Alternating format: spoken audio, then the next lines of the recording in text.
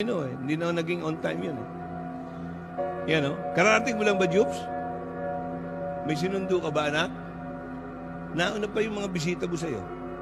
Mas madali kayong magpatawad sa financial immorality kesa sa sexual immorality. Tama?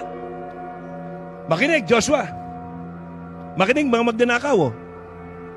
Makinig, Jobs. Makinig, yung mga tithe lang ng tithe, walang offering. Ha? Dapat ngayon, meron na kayo. Okay? Meron kayong sacrificial. Pag hindi, malis kayo. Mapapahiya kayo. I'll make sure pahihiyain ko kayo. Okay? Hindi kayo kasama rito sa church. Ayaw ng Diyos ng mga magnanakaw. Pinapatay niya agad. Mga miyembro may trabaho. Brother Louie, huwag kayo magbibigay ng 20 pesos. May paupahan ka. Sakripisyo mo. May nagtatrabaho mga anak nyo. Sakripisyo kayo. Si Jemuel. Jeruel.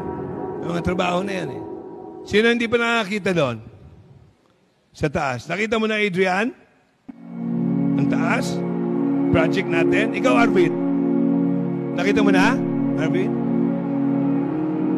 Kita mo? Papahiya ka pa bago ka tatayo. Sino pa po? Sino pa hindi nakakita? Umakyat kayo.